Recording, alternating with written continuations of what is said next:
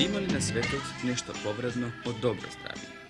Сите ние сакаме добро здравје и сите ние мораме за тоа да платиме известна цена. Но многумина од нас не знаат која е таа цена. Колку напор, колкаво и какво залагање, колку време, колку пари. Цената во пари е беззначајна и во време исто така. А што станува со цената на напорот? Овде постои известна цена, но веруваме и таа е мала. Анатомопатолозите, тоест оние лекари кои го минуваат животот гледајќи ги нашите тела по умирањето, се согласуваат и тврдат дека човековото срце пред се, а се разбира и другите органи и системи, стануваат се помали. Затоа што пумпа се помалку крв, затоа што се дечкиот начин на живење и физичките напори се мали и бараат од него се помалку работа. Воопшто е познато дека условите на современиот живот брзо го менуваат физичкиот изглед на човекот. Го претворуваат во суштество се погардо и физички се послабо. Може би нешто и му донесуваат на интелектуален план, но се поставува прашање дали тоа е доволен надомест за физичкото пропаѓање.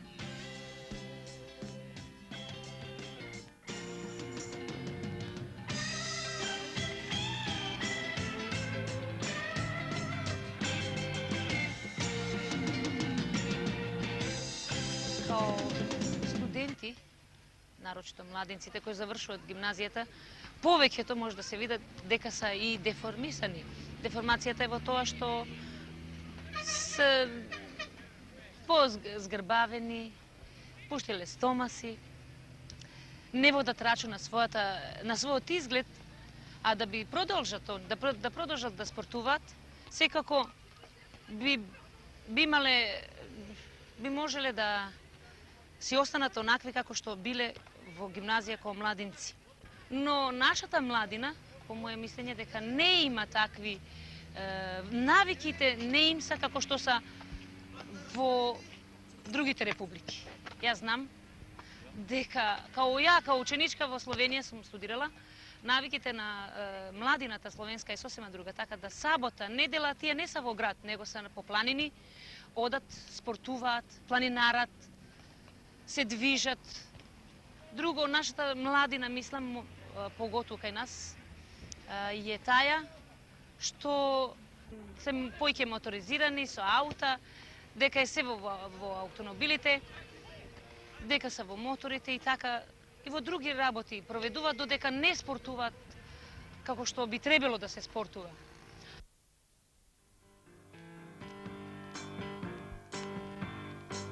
Мотивацијата е од особено големо значење за здобивање на навики за физичка активност, кои понатаму стануваат секојдневна потреба. Ако рекреацијата се изведува без позитивен афективен однос, тогаш таа не ги дава саканите резултати.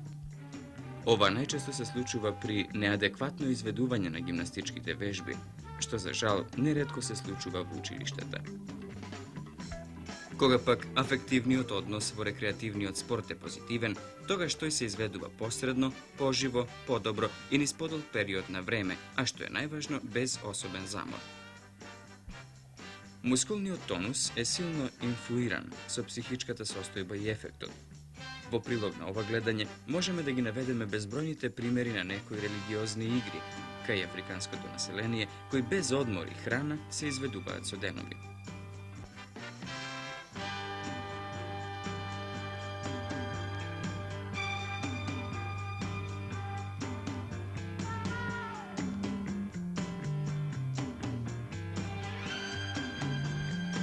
Но ако навистина и вам вие до тоа вашето тело да го доведете во добра кондиција и да го зачувате за подолго време, можеме да ви препорачаме програми за вежбање. За секоја околност, за секого. Но не заборавете, ние можеме само да ви препорачаме рекреативни спортски дисциплини, да ги посочиме нивните позитивни ефекти што ги вршат на човековиот организам, но не можеме тие програми да ги изведуваме место вас. Вие морате тоа да го правите.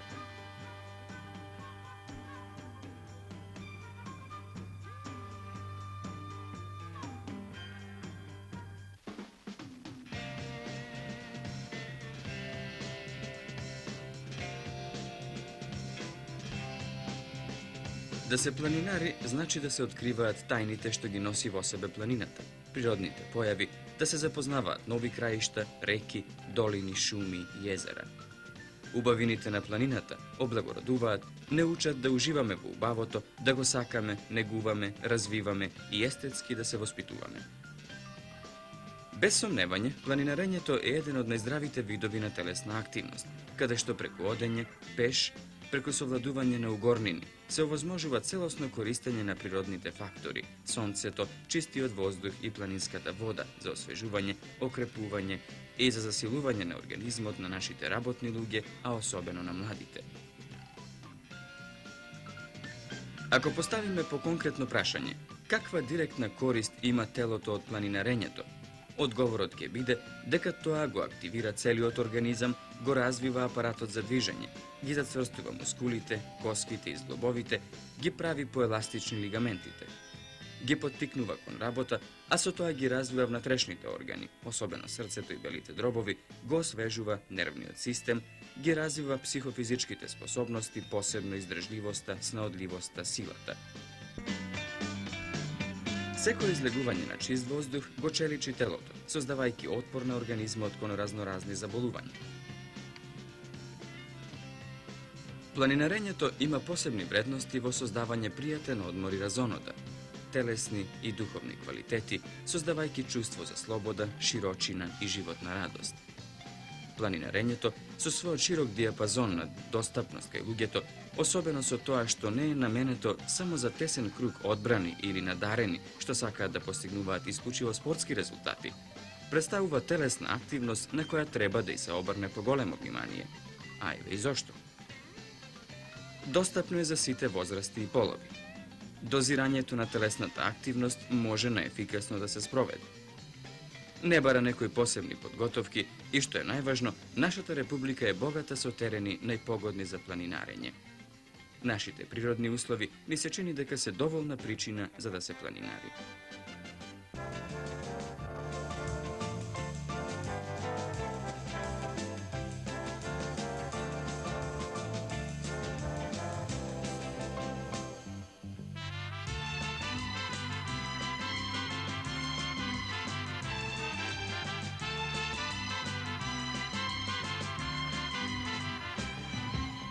Колку години имаш, чичко? 79. 79. Многу или малку? Малце се, уште мислам да живеам уште едно 20. Убаво, фино. 20. А Како што се осеќам сега вака, 20 уште. ќе има? Што сте работеле во животот? Во животот работа земјоделие до 22 година, до 23 март. А друго сем земјоделие? Од тука после бе службеник, референт за народна одбрана 25 години Костици. Имате повеќе занимања, повеќе хоби? Ловџија. Ловџија нема муаве за ловџија. Колку пати излагате во неделата? Ододе кој човек во Костинци без зајак не одев са бајли. Морам да однесам не зајак, 2 некој пат. На одење 2, На на одење, враќање 2. да. Или на враќање немаше? Не, само на одење. Само на одење. А и воденица држите? Тамо дење ноќе воденица. Тоа значи многу работа. Не работа. Спијање не. И кој ќе појдев тамо на Астал, дека се тамо не сака збор, што се работи, се ќутите и задрами. Што мислите, треба повеќе човекот да работи или да седи? Повеќе да работи поздравојат. Во седење јас имам пример од лежење, луѓе има умирено. Од ленство, Од мрза. од мрза. Денеска лежу, така ќе скажа. А некогаш ве смрзело вас? Не, може да чуе. Додека нисам јас воопшто ќе го изорам слогот, ќе го посеам, ќе го повлачам, ако не можам да стасам на време, велосипед од 25-та година терам. Старата ќе го оставам, ќе влачи тоа јас на време. Мрза нема мрза. Нема мрза. Ќе појдеме малку и на воденица. Ќе појдеме бе бале, ќе ја пуштиме на камели бајме. Нека мели. Ќе однесеме жито. Ќе однесеме и жито. Ево налов? овде. А? А налов? Надо сега не се ојде, сега се забрането. Ќе не казнат. Велосипедот? Па јавам. Да? Па јавам. Го возите? А пешки? Пешки само зимно време кој ќе имаш онакво кал. Да. А иначе летно време. Од овие 30 км до Прилеп јас го одев за 50 минути. Со велосипед. Им не беа патиштата, сега кај што ова асфалтов, а тргнам 20 минути појдам до Прилеп. Ако сум 79 години. 15. август се навршам 79. 79.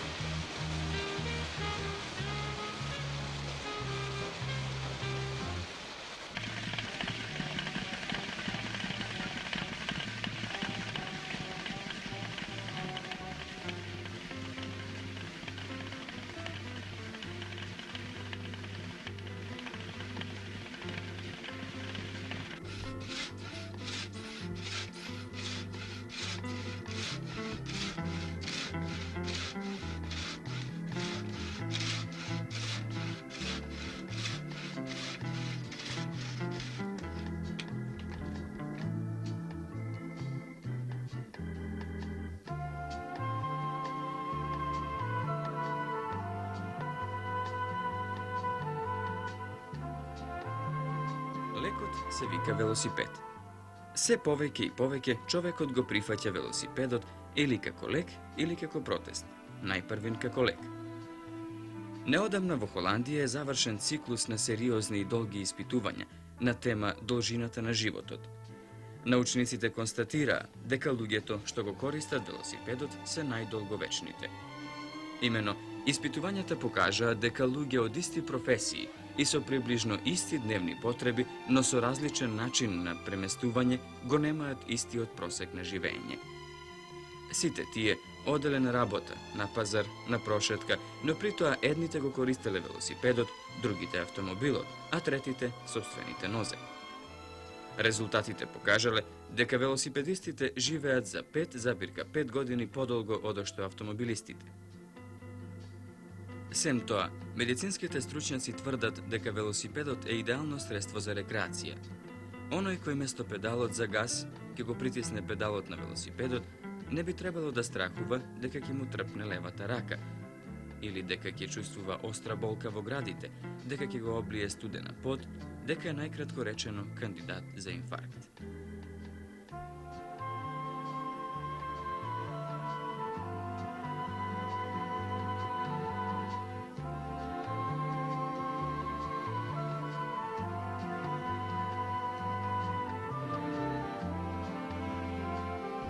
Ова сознание може би е виновно што во последните години се повеќе и повеќе низ улиците, автопатите, големите градови и селата се движат се поголем и поголем број велосипеди.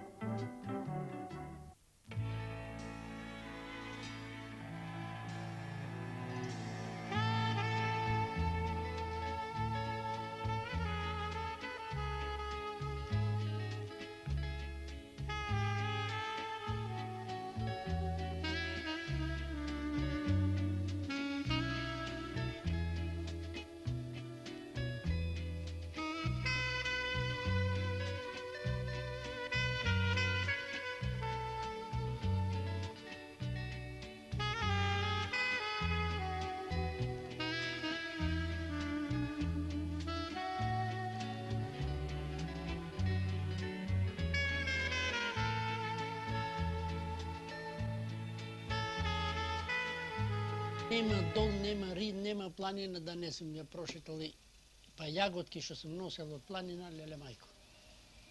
Нема. Али, значи, ти реков јас од мално суше, што чак више можам да ти кажам, 3 години сум носел дрва на рамо, вежано на тоа планините. Сме биле бедна фамилија, татко, сакаш неки си. Мораш. Дошто е извор, дошто е чешма, дошто е... Каде не сум ти одел, а и овде, Бога ми, имам скитано доста. Јас од Крушево за Прилеп има 30 километра. Ако чекав автомобилот да го чекав онака, мене ми се онадуваше, душата ми се вртеше во мене, не може да... Пешки! Од Крушево за 4 сати и пол за Прилеп. Мора и 4 едни пати. А од Прилеп за Крушево 4,5 сати. Пошто у горницата ќе фатиш. Јас само појќе пешачам. Ја можам во денот, и сега да ти кажам право, можам да пешачам. Само некако си зајлазим со точакот си. Сега со точак. По кисела вода, реков ти идете. Со кисела вода, само да ме видиш ти тамо точакот, озгоро чешмето, тоа го знаеш, си бил сигурно. Бога ми, појќе враце го држам со се шишиња, отколку да го возам. Дур да слезам малце подолу. А па догоре, дур да поеш, па душата ќе ти излези овде. Сега да речеме, да си решам онака, да решам пешки за Крушево, пешки ќе. Ништо не ми онака. Ете днес од точакот, викам на старава, реков, чом во тето, не сум го видел. Ја му кажа на син, мора да човек татко да чуе, тето со точак. Што мора рече? Човек рече, така да видите, рече, ема друга рече. И тој може нека си седи мадро, рече, тој шо мисли, рече, Крушево Прилеп сме, рече, тато имат, не знам колку, 40 и неколку. Море колку сака на кимно, са бајлето, рано, точак, пуф, тето отидов, и то рано си отидов. Го видов пазар, се изнашетав тамо, шо правам, некој, точак назад, си дојдов.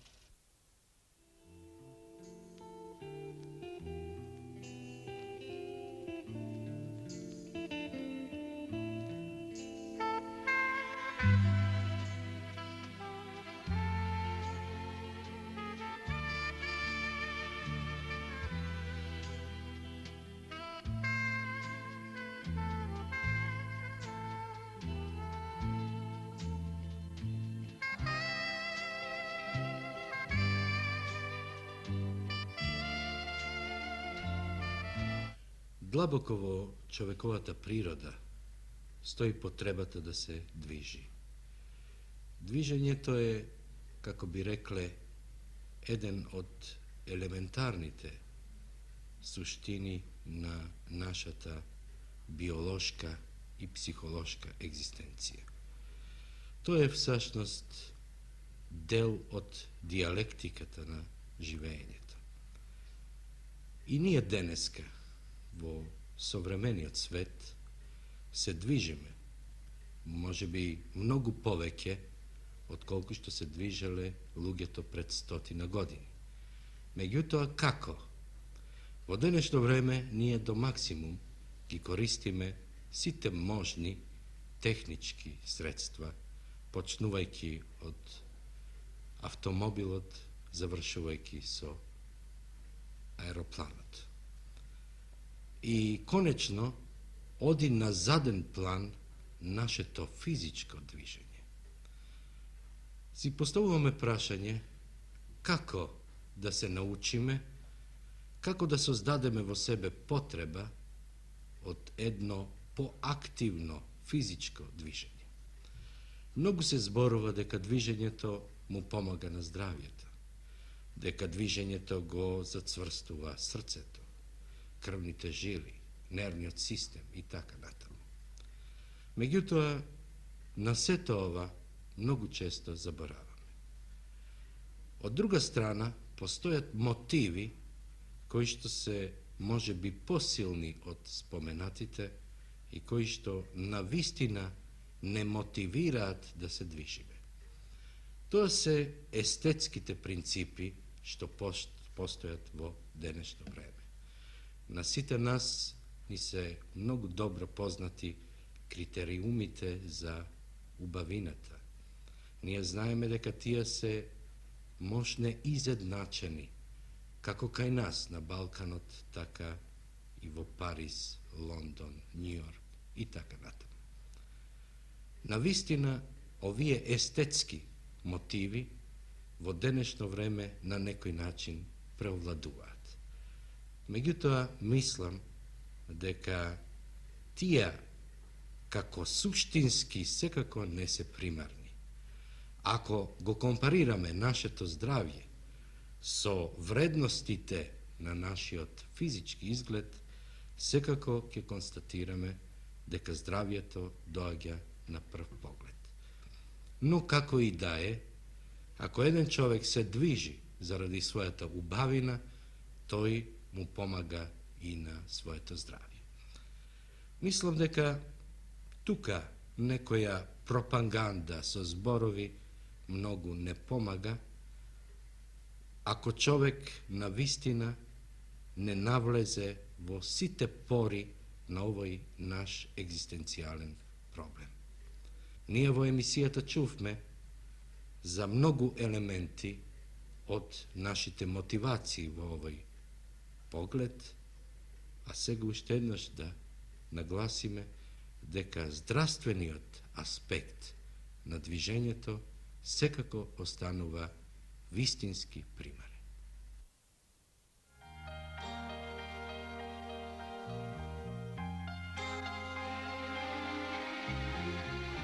Значи, драги гледачи, во изминатите две емисии се договоривме дека имаме време и дека имаме и каде. Барем за сега никакви рекламации нема. Третата емисија е посветена на прашањето не знам како. Многумина ми поставуваат прашање како да почнам да трчам, како да почнам да вежбам. Всушност, ништо ново не треба да научите. Треба само да се подсетите, вие тоа сте го правеле. Подсетете се на детството кога по цел ден сте трчале. Подсетете се, треба само оно што сте го заборавиле да го обновите, ништо повеќе. Подсетете се кога сте се враќале дома капнати од умора после дневното трчање и кога едно парче леп и мас ви било најубавата работа на светот. И кога сте легнувале и сте заспивале пред да ја ставите втората нога в кревет. А денеска сигурно веќе многумина од вас истрадаат од бесоница. Се разбира, предходно пред да почнете, не е лошо да отидете на една обична лекарска контрола. Особено ако сте прележале некое сериозно заболување. Нека лекарот ви го погледа срцето. Тоа е основно. А после купете патики ако веќе ги немате. Другите идеи ќе видат една по друго паралелно со тоа како ќе ги освојувате радостите на физичкиот напор. Излезете во природа. Потрчајте. Ќе се заморите многу брзо. Кој знае кога последен пат сте потрчале, дали се сеќавате? Но не претерувајте. Имајте часовник со вас. Трчајте само 1 минута. Потоа одете, обично, што се вели пешки. Потоа пак потрчајте 1 минута. И пак одете. Идниот пат, првата минута, проширете ја на 2 или на 3. Сами ќе осетите најдобро колку ви се силите. Брзо ќе се изненадите колкави се вашите можности. Километар, 2, 3. Јас ви гарантирам дека со редовно вежбање после 2 месеца лесно ќе претрчате 5 километри, независно дали имате 20, 30 или 50 години. Се разбира, времето нема да биде еднакво за сите возрасти. А кога еднаш ќе осетите дека можете да претрчате 5 километри, тогаш веќе никој жив не ќе може да ве одговори од таа навика. А кога после тоа уште еднаш ќе отидете кај вашиот лекар на контрола и кога после 3-4 месеца ќе видите каква разлика има во вашиот ЕКГ, во вашиот крвен притисок, тогаш нема да останете само на купените патики. А до тогаш не губете време, вечерова е веќе доцна, меѓутоа почнете од утре, не губете ни ден, ни час, ни минута. Најпосле, луѓето не се делат на стари и млади, се делат на стари момци и млади старци. Во тоа ќе имате прилика да се уверите.